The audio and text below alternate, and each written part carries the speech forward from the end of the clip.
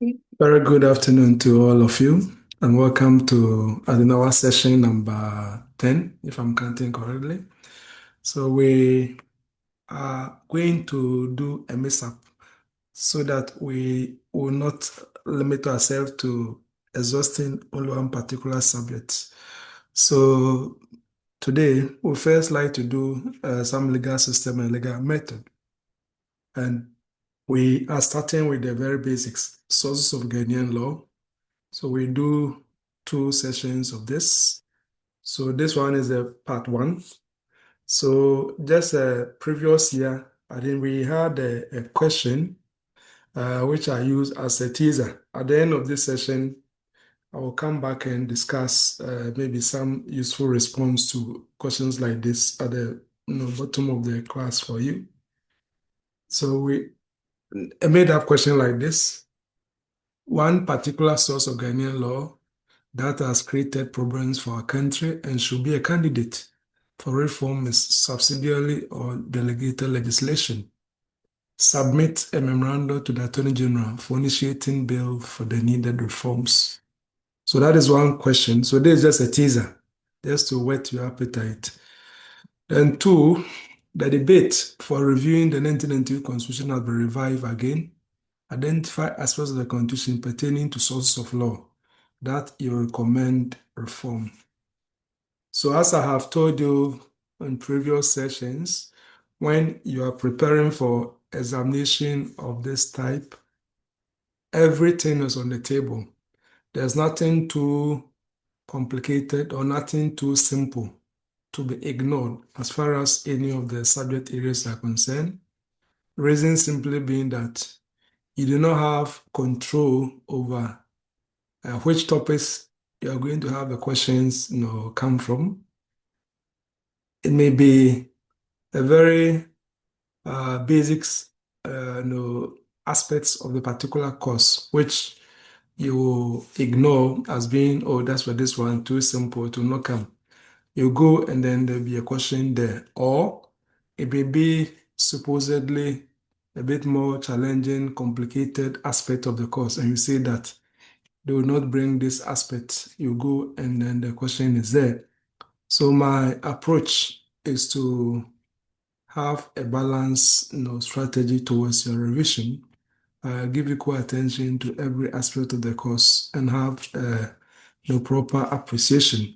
So on that note, we will quickly revise our knowledge on sources of law, and then after the quick revision, we will proceed to attempt response to these two questions. So first of all, we know that Article 11 of the Constitution provides the constitutional basis for source of law in Ghana. And source of law, as you remember from your Ghana legal system, is very important because it gives us the range or the spectrum of legal norms, legal rules in the country. So if anybody is asserting anything as being lawful or unlawful within our jurisdiction, within Ghana legal system, what the person is trying to say is that there's a particular law in our country which does not permit what you're doing or forbid what you're doing. So therefore, if something is being asserted as being lawful or unlawful, somebody is asserting legality, and that cannot be linked to any of the recognized source of law in Ghana, then as far as our country Ghana is concerned, that is not part of the laws. And that is the justification for having a good idea of the source of law in our country. And that is why the framers of the Constitution have dedicated Article 11 to that and makes it clear that source of law in Ghana comprise the Constitution, the enactments made by or under the authority of Parliament, orders, rules, and regulations made under power conferred by the Constitution or any other law, the existing law, and then the common law. There has been a debate as to whether uh, the list, as we have in Article 11, reveal or depicts any if you like, hierarchy. Some schools of thought says that no, other school of thought says that yes. However, the predominant viewpoint from the case law and scholastic commentary points to the fact that there is a hierarchy. If for nothing at all, the hierarchy will be the 1992 Constitution and then all the other laws. And that reflects what they call constitutional supremacy. So that's why the Constitution is first and followed by enactments made by one authority of parliament. And then, you see, the reason why we are careful not to jump to the conclusion that uh, apart from the Constitution, uh, Acts of Parliament, as in under Article 11 1B, an act made by or under the authority of Parliament, rank supreme over the rest, is that it is not only under B, which we have Acts of Parliament. Under B, if you have Acts of Parliament at all, we have the Acts of Parliament as established under the Fourth Republic. But there are other Acts of Parliament which are still part of our laws, which were made outside the Fourth Republic. So, and that is taken care of by D, the existing law, as you will notice. And that is why it is tricky to just treat the existing law, for example, as subordinate to uh, Acts of Parliament. But of course, that jurisprudential debate needs not detain our attention. Suffices to say that if for nothing at all, there is some hierarchy of the laws we have as per Article 11, and then the Constitution being first because of the doctrine of constitutional supremacy, and all other sources must conform to the Constitution, as we know from Article 11, 1, Clause 2. We've learned a lot about constitutional law, so we will not belabor discussion of the Constitution as a source of law in Ghana. Suffice to remind ourselves that Article 11, Article 1, Clause 2, reiterate the point that any law which is inconsistent with the Constitution or in contravention of the letter and spirit is void. And of course, we go back to uh, the beautiful words of SOA GSC that a written constitution such as ours is not an ordinary act of parliament. It embodies the will of the people. It is a fountainhead of authority. The executive, legislature, and judiciary are created by the constitution. And this dictum, which has become a cliche, that is a very well-known statement, reinforces the view that the constitution is not an ordinary legislation. It is sui generis. That is, it is, if you like, a legislation of a special kind or a law of its own kind, sui generis. It's not like an ordinary statute. And that is why National Media Commission Against Attorney General, Aqua GSC, remind us that the Constitution embodies our sovereign will and create authorities, rights, obligations, privileges, and powers which must be exercised not only in accordance with its letter, but also its spirit. Now, of course, this is a well-known and a lot of constitutional law cases. The Supreme Court keeps, repeating the dictum of SOA GSC and also putting it in other words, the same substance, just to remind us of how supreme and unique the Constitution is in relation to all other sources of law in Ghana. And again, if we look at the expert, Michelle's Ajua Company Limited, Republic against the High Court Financial Division 3, the Justice Doche confirmed what we call like the hierarchy. That is why I said that there seem to be some predominant consensus towards the fact that yes, there is a hierarchy, and he puts it that the constitution is at the apex, followed by Acts of Parliament, then subsidiary legislation, existing law, and common law.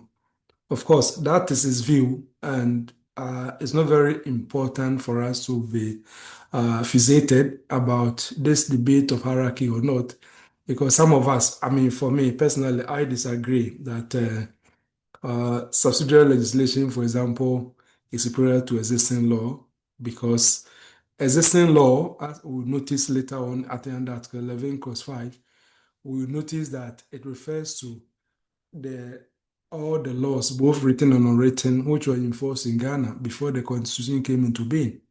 And that certainly include the acts of parliament made under the colonial regime, under the first Republican Parliament, second Republican Parliament, third Republican Parliament, and also the decrees which serve as a legislation under the various military regime.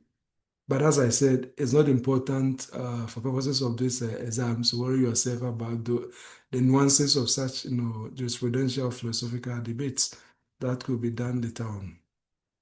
Then, in terms of amendment of the Constitution, we know that we have a two categories of provision, entrenched and non-entrenched. We've talked about it in our previous revision in constitutional law, so we don't need to belabor the point.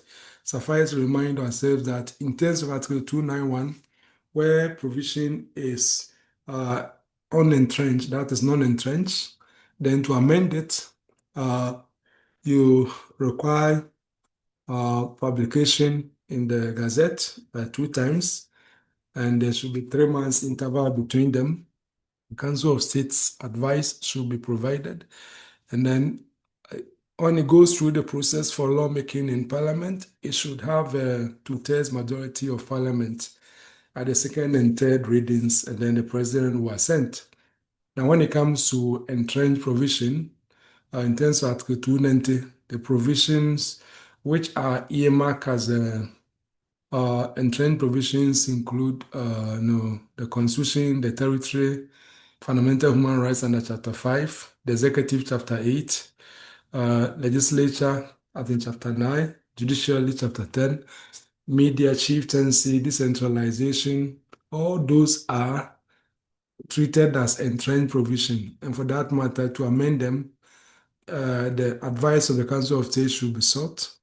There should be 6 months Gazette publication, and then there should be nationwide referendum, and then those who are eligible to vote, we should have not less than 40% of those who are eligible to vote actually showing up in the election, in the referendum. And out of those who showed up at the referendum to vote, 75% of them should agree. They should vote yes, that is approving the proposed amendment before Parliament will go through the process to pass it, and then the President will assent. So we see that it is a tall order when it comes to entrenched provision. I will not belabor this, we've discussed this already. And you notice that in the Asare against Attorney General, that is his case relating to the Constitutional Review Commission, the Supreme Court rejected the claim that Parliament alone may initiate amendments. If you remember, uh, the Constitutional Review Commission have been set up, okay? And there was a division among the judges. Majority of the court held the view that the president may set up commission of inquiry under his power to set up a commission of inquiry under 278 to consult and prepare draft bills. And because in their view, if you look at chapter 25, it did not exclude pre-legislative as activity by the executive. In other words, majority of the Supreme Court in the Asari against Attorney General, that's the Constitutional Review Commission case, they took the position that insofar as the chapter on amendments of the Constitution did not say that the executive could not do anything ahead of triggering the formal processes for amendment, there was nothing wrong if the executive had used his power to set up a commission of inquiry, and in this particular respect, to set up the Constitutional Review Commission as a form of commission of inquiry to gather people's views before it will trigger the formal amendment process under the amendment of the Constitution. There was nothing wrong. But as I said, there was not unanimity of opinion in the Supreme Court. We had uh, a minority, Justice Ansa Eneni Yeboah, who later became Chief Justice, who took a dissenting view, saying that uh, Parliament has exclusive amendment power. That is to say that if there's going to be amendment of the Constitution, you must bring yourself within the provisions of amendment, and executive cannot initiate the process by just setting as a commission of inquiry before we come and trigger the procedure.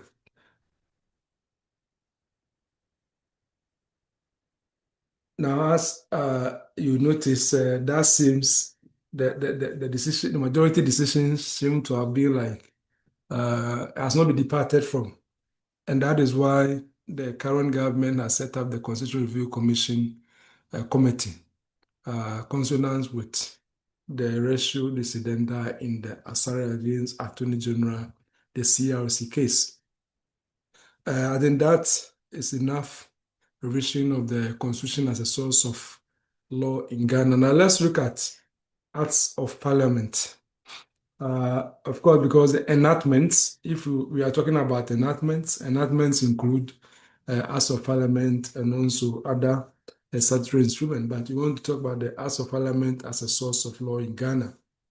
So, as we know, an Act of Parliament refers to a law which has been made as an outcome of the exercise of legislative power of Parliament. And in terms of Article 93 Clause 2, as we have encountered already, it vests legislative power in Parliament. And then we've also noted that unlike the UK's doctrine of parliamentary supremacy, the Parliament in Ghana is not sovereign. The powers of Parliament in Ghana are circumscribed or limited by the Constitution. And we have noted this in the plethora of authorities, uh, including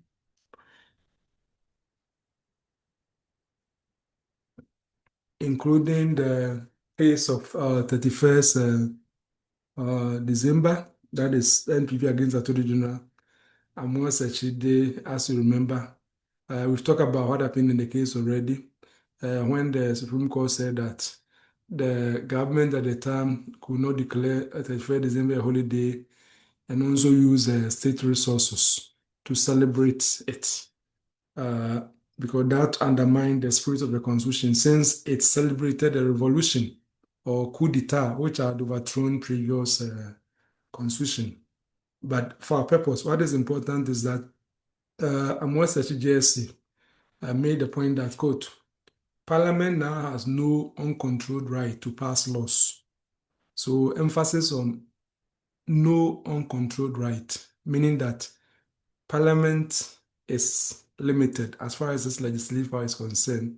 And that is why you continue to say that the Constitution 1992 controls all legislation and determines their validity. And that is why we say that our Parliament is not sovereign and is not supreme, so to speak. Whatever it does in terms of exercising legislative power under Article 93, it must be in consonance with the letter and spirit of the Constitution. Similarly, in the Urban case, that is the case we sought to challenge the Chief Justice Urban, Ghana Bar Association against Attorney General. Justice Redu, who will later become Chief Justice, also made the point that parliamentary sovereignty, as practiced in Britain, is alien to our new legal order. The 1992 Constitution has subordinated all arms to its supremacy. Similar point was made by Professor Justice Datiba in Adolfo against Attorney General, when he noted that the power of the Supreme Court to strike down unconstitutional legislation is vital for protecting liberty of the citizen. So what are some of the prohibitions on Parliament if Parliament is really not sovereign, not supreme when it comes to the exercise of legislative power. There are legend of provisions that may be cited in order to support this particular observation, but for our present purposes, we will cite just a few. So if you look at Article 3, Clause 1, for example, it's quite explicitly makes the point that Parliament cannot pass a law establishing one party state. And just to remind you that there's a history to this particular provision. During the First Republic, the Kwame Nkrumah 6 people-led government actually had the parliament to pass a law which turned Ghana into one party state, so that apart from the Convention People's Party, that's the CPP, any other political party was illegal. It was anathema. It was not permitted, and that is why the framers of our constitution explicitly uh, no, enacted in Article 3.1 that Parliament is actually denied the power to make a law passing or establishing a one-party state in Ghana. Similarly, Article 56 also makes it clear that Parliament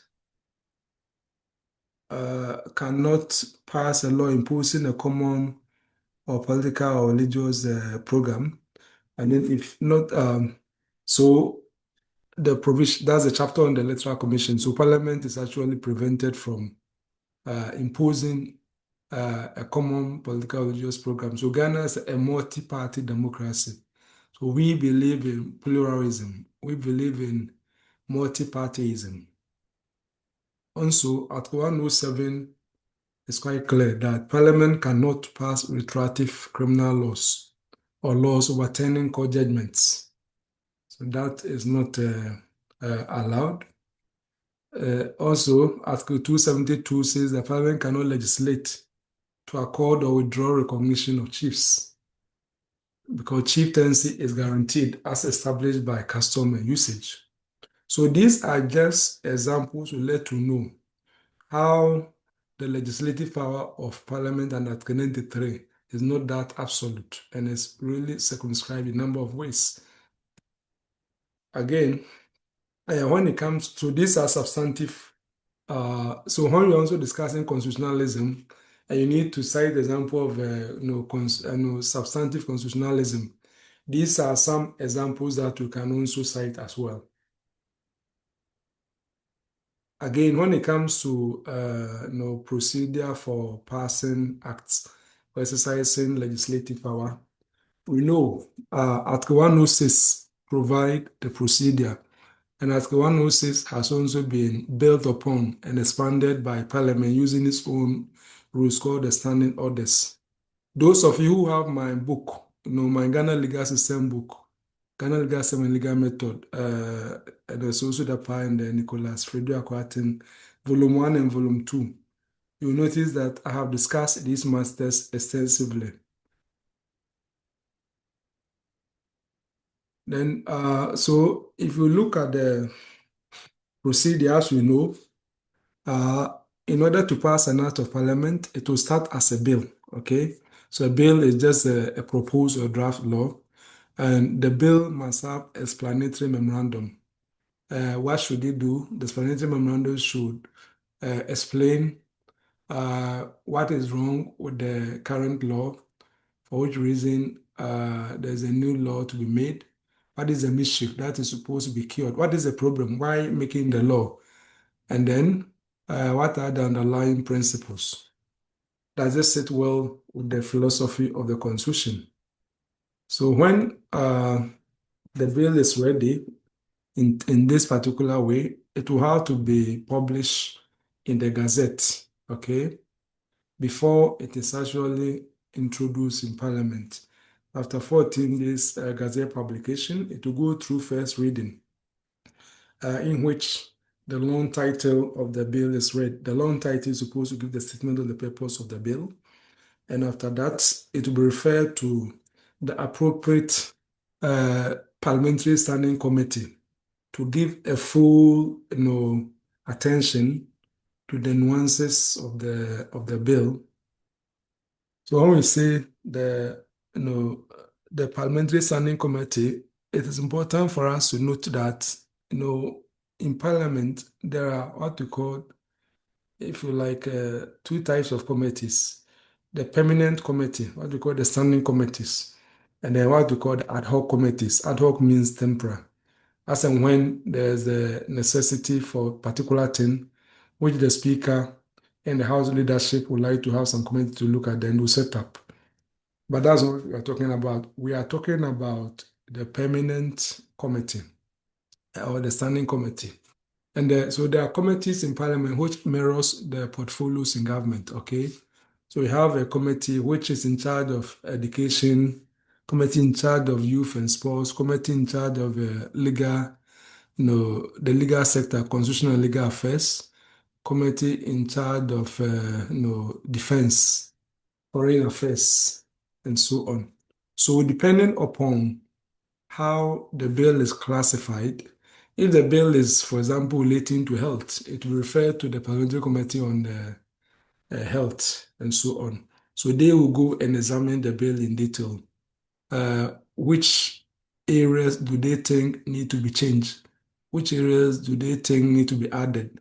So do all this.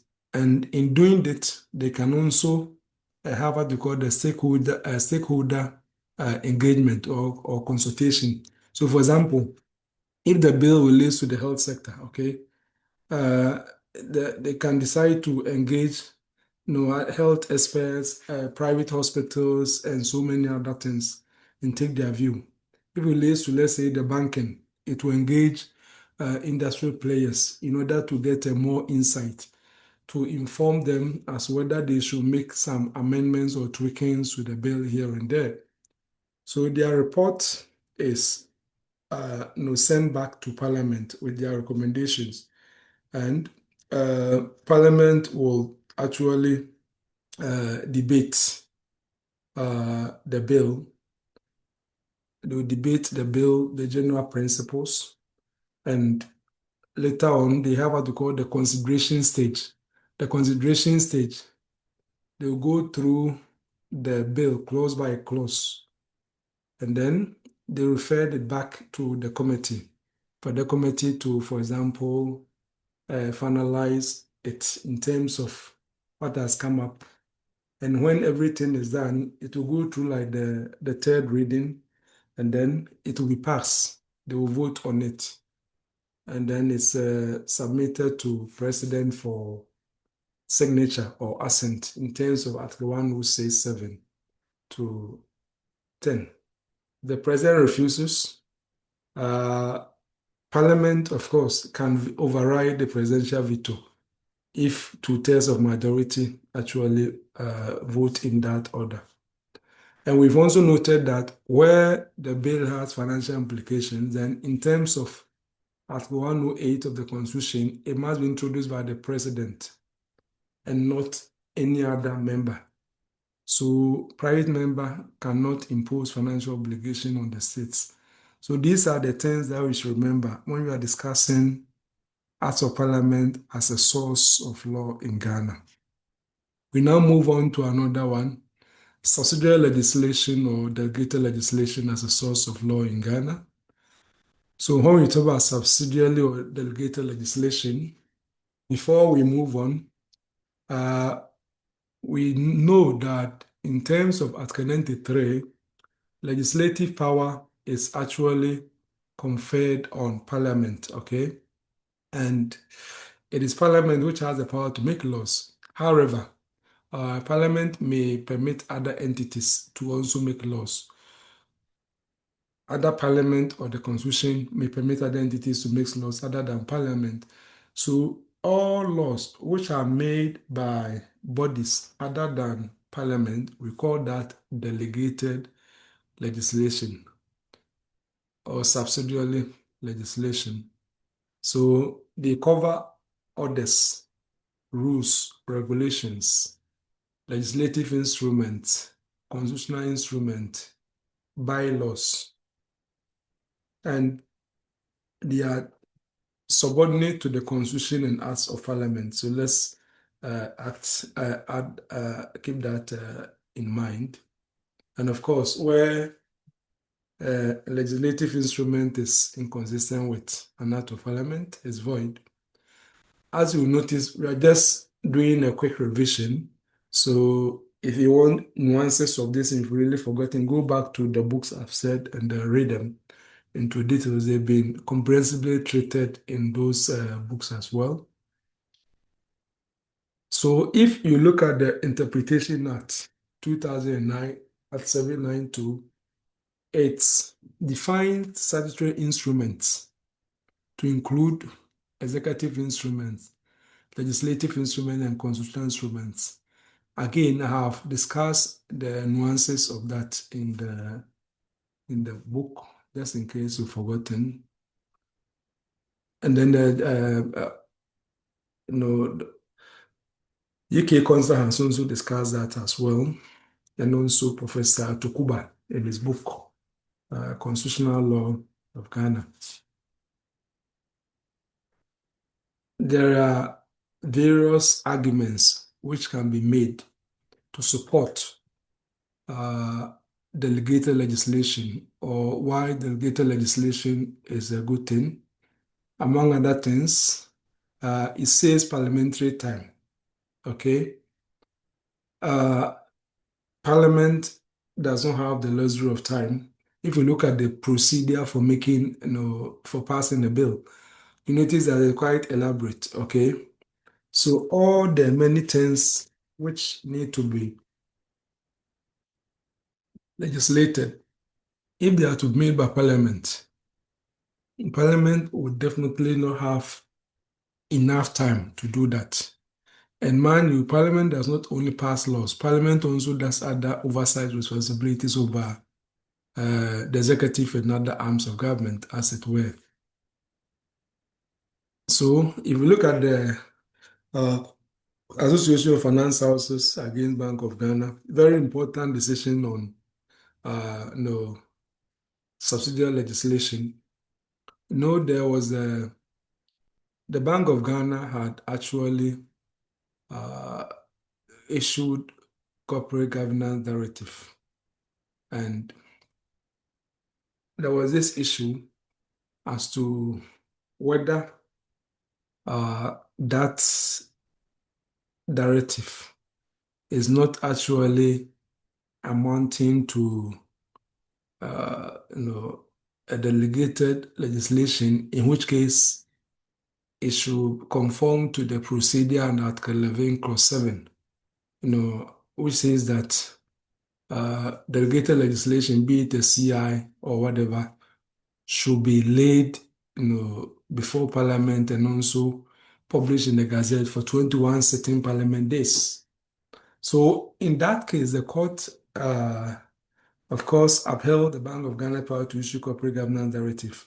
And more importantly, I noted that if there was a requirement that Parliament should scrutinize all directives, it will cripple efficiency.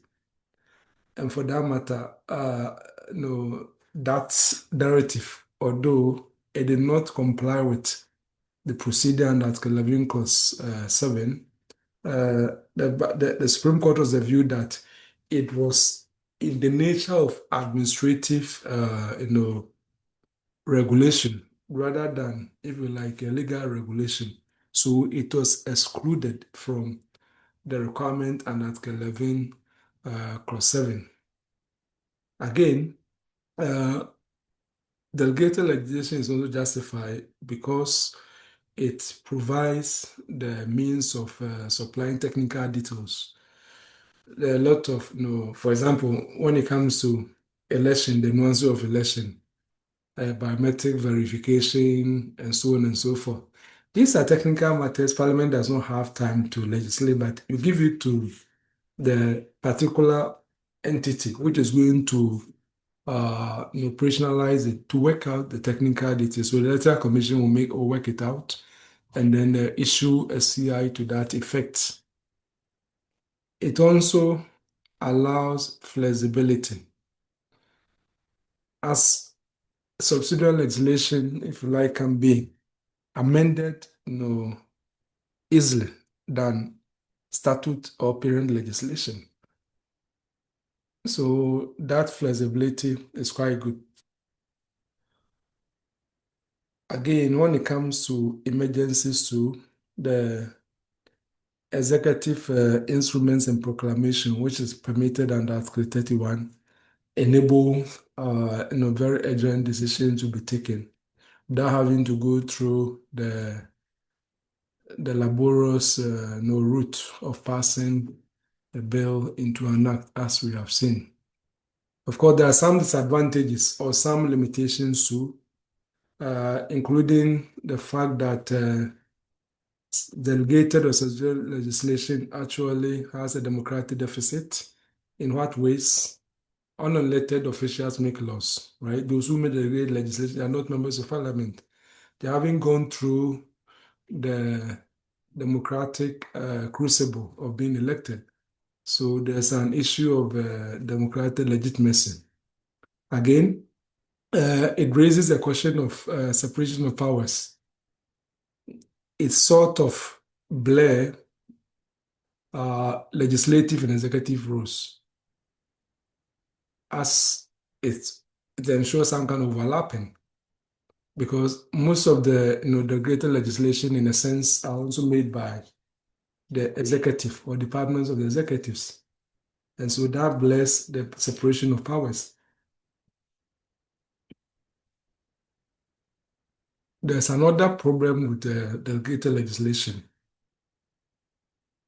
Despite, you see, what we have in Ghana is that Article 11, Clause 7 says that, yes, delegated legislation, be it an LI, CI, bylaws, or whatever, others rules, should be laid before Parliament for 21 sitting days, and so on should be gazetted. And if at the expiry of the 21 parliamentary sitting days, it has not been annulled or abrogated or repealed, then automatically it enters into force. Now, that has been a source of controversy. Now, what that provision does practically is that Parliament can do one of two things: repeal as annul, that is cancel, the delegated legislation which have been laid before it, or do not do anything, and at the end of 21 days, it will become a law. So when you go to Parliament, you have a committee on subsidiary legislation, and they are supposed to provide this scrutiny, but their scrutiny is limited. They may, for example, want to make changes. Those changes cannot be made. So they have to either look on and allow it to become law, or they come to Parliament and then they get the entire House to vote to actually annul that. Or practically, they may, behind the scene, advise the sponsoring body which brought the delegated legislation or which made it to go and make changes. But when that is done, what it means is that it will have to start the whole process of being registered. And then the 21 days will have to start after the revised version has been submitted. So these are some of the problems. Of course, there's also the risk of abuse. Uh, a lot of instruments or legislation, delegated legislation may actually get through without scrutiny. So that is another problem. Uh, in terms of forms in which delegated legislation may take, there are various forms. It may be in the form of orders, okay? So if you look at the case of the ex parte Bombelli, that is Public Against Ministry of Interior, a deportation order was actually held not to require a procedure which is inspiring material to what we have under current Article 11 cross 7. And then the court in ex parte Bomboli will say that only legislative orders must be laid and not just executive orders, which do not have legislative character.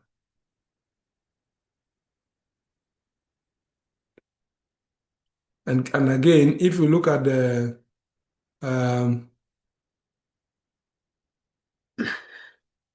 if you look at Article 11, clause 7, it doesn't talk, not talk only about orders, it's also about rules and what regulations.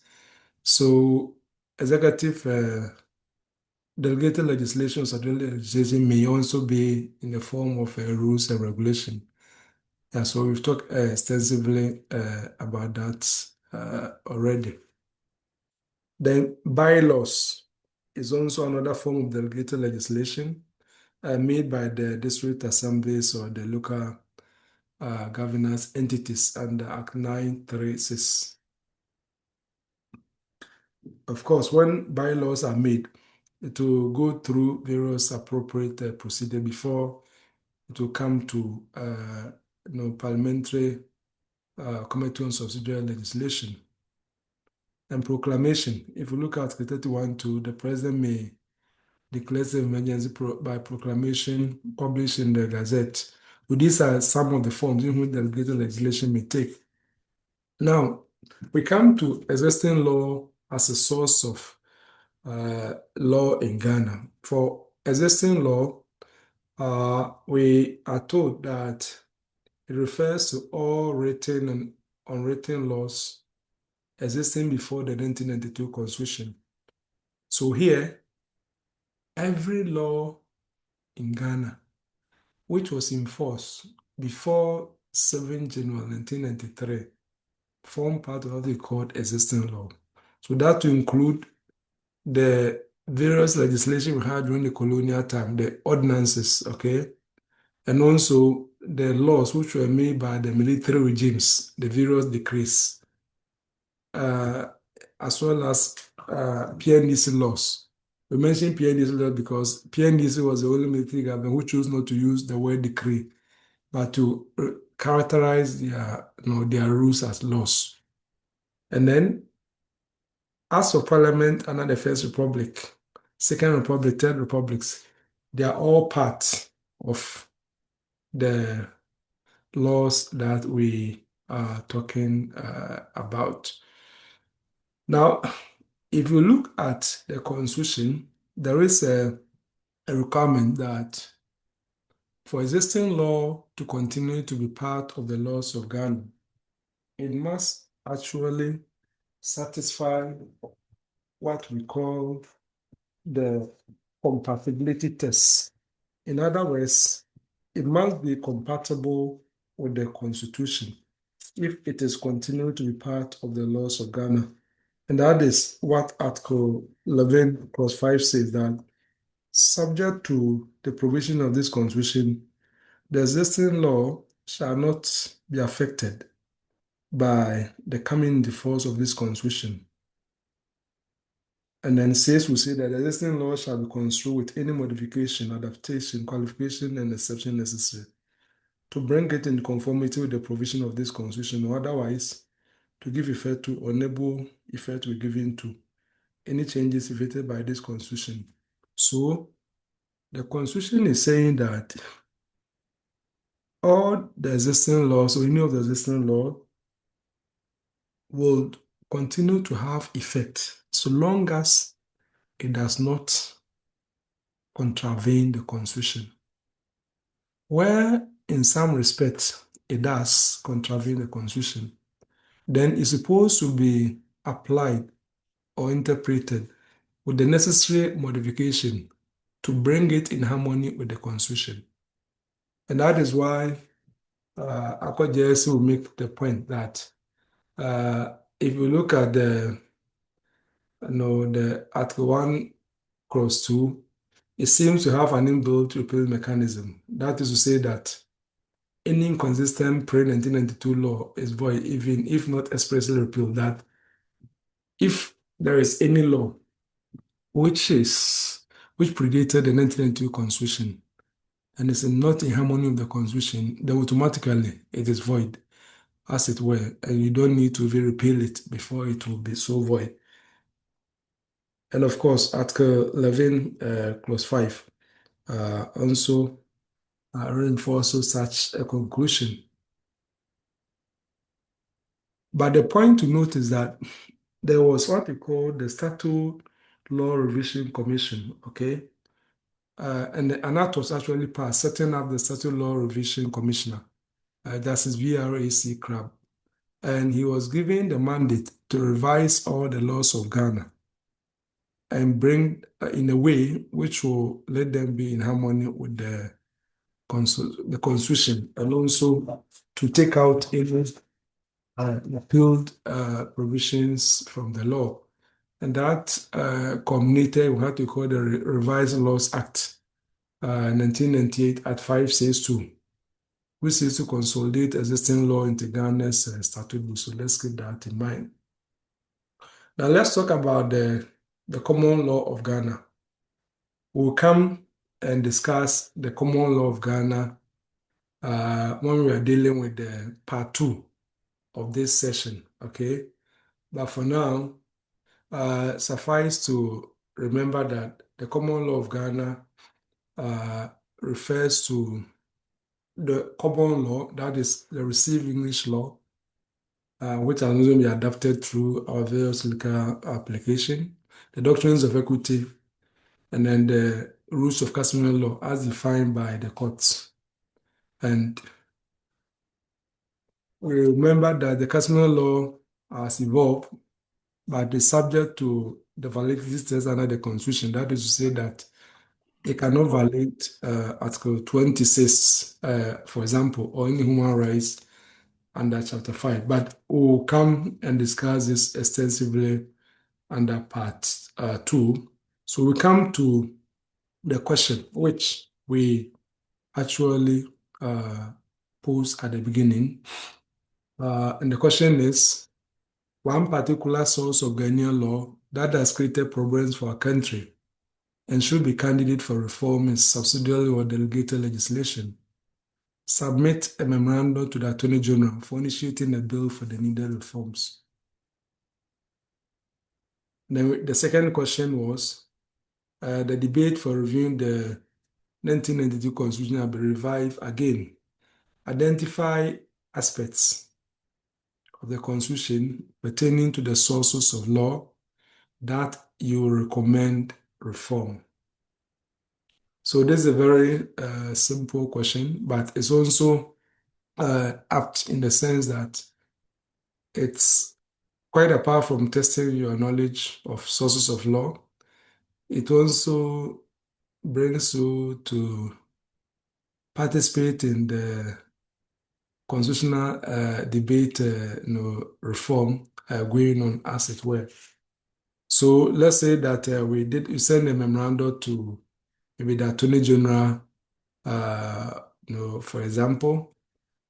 It could be this way, maybe as you expected the format. But let me say that if you don't get the formalities, it's not a big deal because this is not like a legal drafting, okay?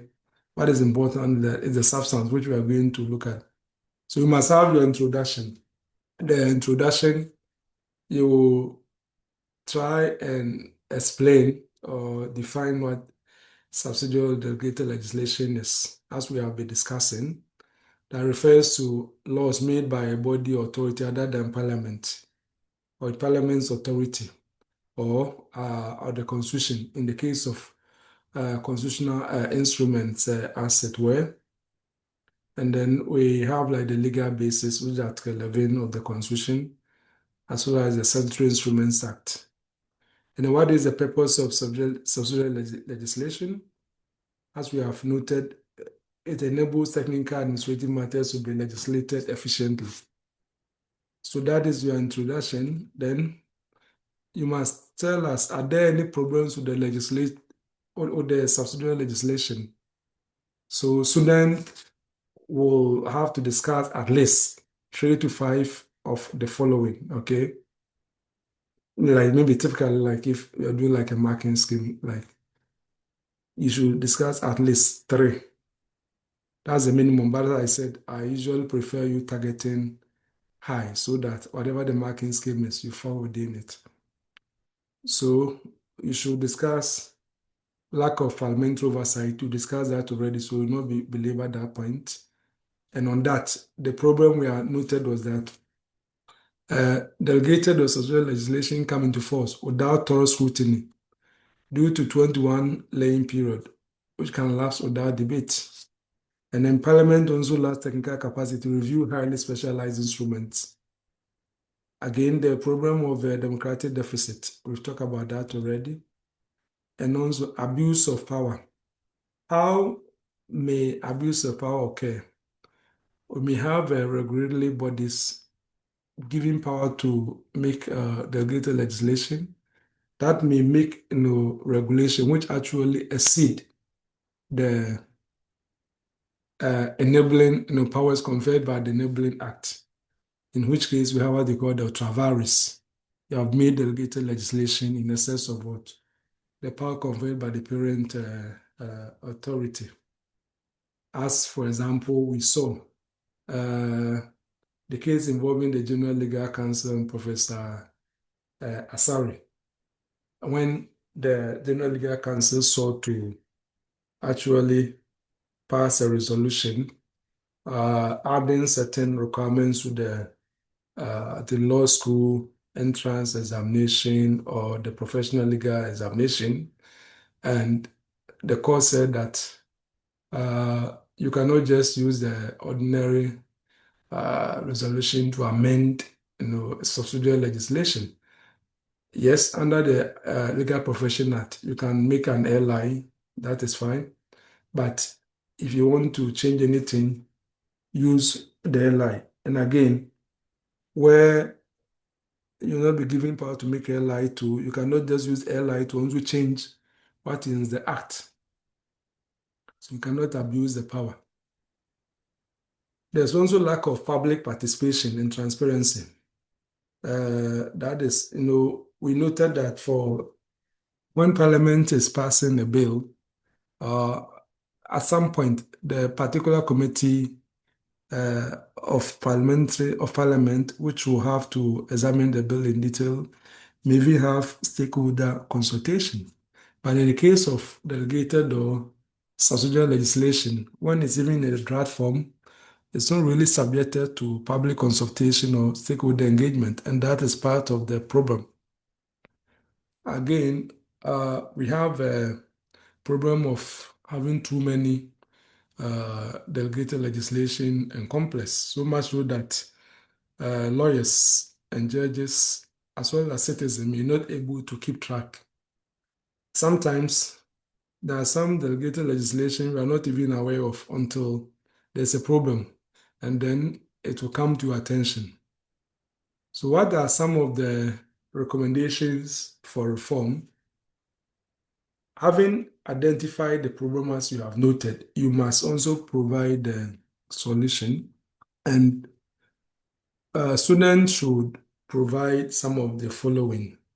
For example, you can say that amend the Statutory Instrument Act, okay, to introduce mandatory pre-laying consultation.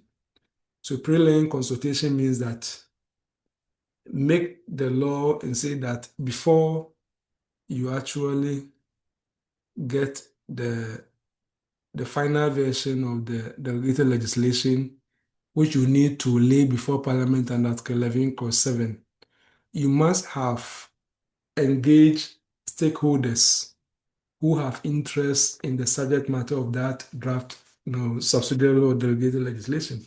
So that can be put explicitly in the law.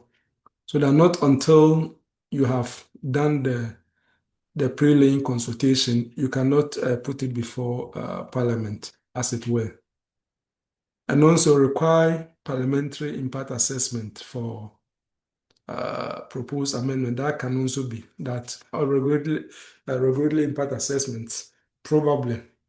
In what way is the proposed delegated legislation going to affect a particular aspect of governance or particular aspect of our society? In what ways? Another reform recommendation could be enhance parliamentary oversight, such as establish a dedicated legislative scrutiny committee with legal and technical experts to vet instruments. So, of course, if you go to parliament, we have the committee on subsidiary legislation, but you could say that that committee should have, if you like, maybe a subcommittee with some technical experts whose duty is work with the whoever is going to bring a particular draft subsidiary legislation, even at the drafting stage, before it will formally be actually laid before Parliament. Now, another recommendation may also be uh, potential constitutional amendment that let's amend, let's say, Article 11 okay, to provide clarity as far as the scope and limits of powers delegated to do delegated legislation is concerned. Now, as we have noted, there are a lot of uncertainties and also practical challenges. If Parliament is, for example, on recess, okay, delegated legislation cannot be done because if we do it, the law says that 21 Parliament sitting days. If Parliament is on recess, you cannot lay before Parliament. So we may need to actually, recalibrate some of these things when we amend the Constitution. So we want to find out, is it possible for us to change the sitting days of Parliament or what? Of course, these are suggestions and everybody is free to make suggestions so long as they're reasonable and then we can provide some justification. Another problem has been access. So maybe we may reform that there should be digital access and publication. That instead of just having hard copy gazette, okay, we can recommend that we should create a centralized digital repository of all statutory legislation to ensure public access and compliance. That at a click, people should be able to access online uh, delegated legislation. So then you provide your conclusion. And conclusion is actually bringing everything together and then you are done. So very straightforward. Then the other question has to do with the reviewing the aspects of the constitution. This one is general with aspects to source of law. The first one was limited to just delegated legislation or subsidiary legislation.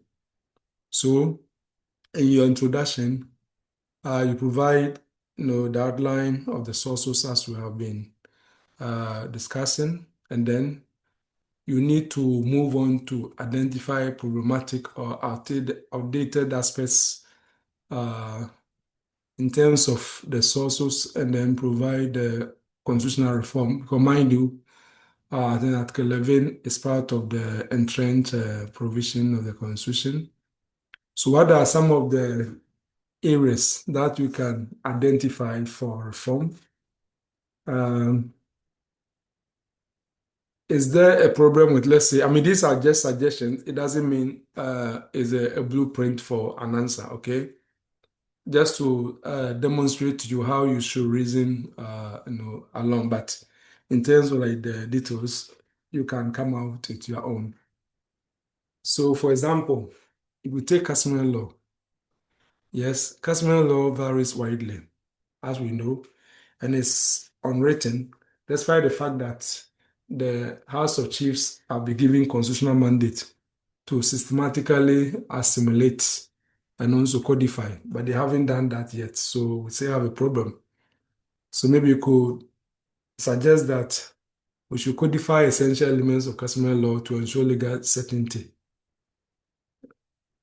Then instead of maybe you take like the National House of Chiefs, in my view, they have failed because they haven't done what is needed of the in terms of like the codification. So we will suggest that there should be some regional or national customary law commissions to actually codify that.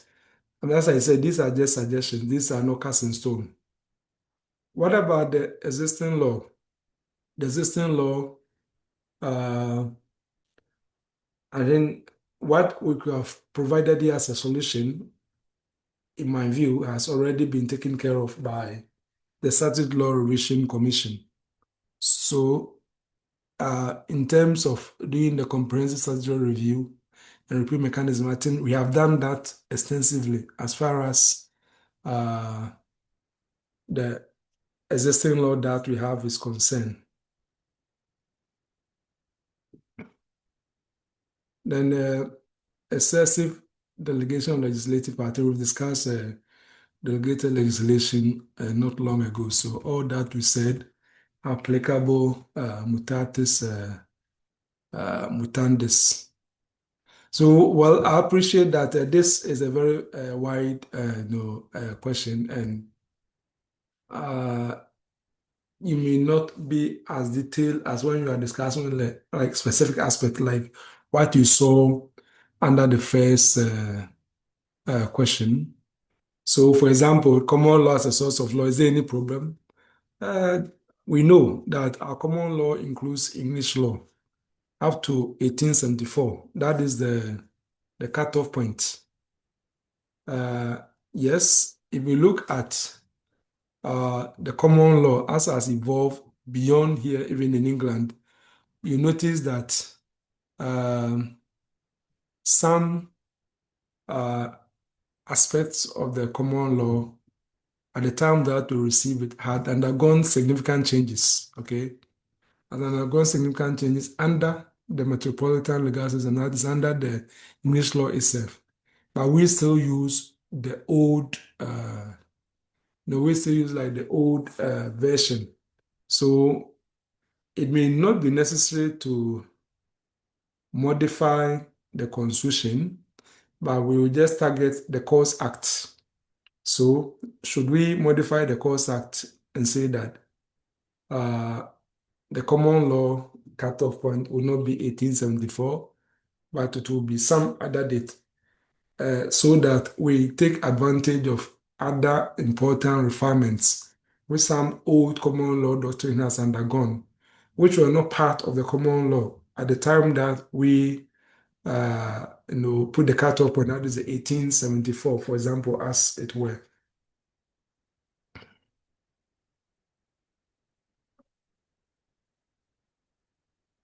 Yeah, so these are some of the things which we may need to think through. In terms of like the hierarchy, as I said, is not very important as whether the constitution, I mean, apart from the constitution, as whether you have like some hierarchical arrangement for the other sources of law in Ghana.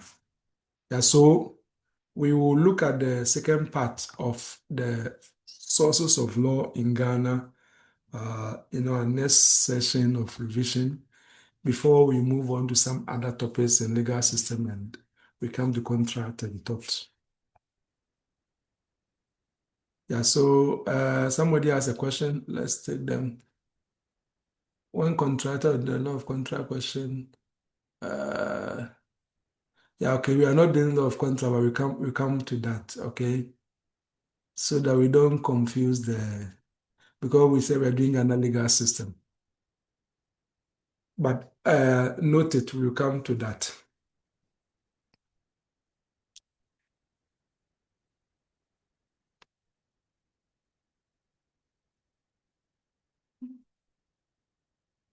Yes, the person with the hand up, yes, go ahead. Let me start the recording so that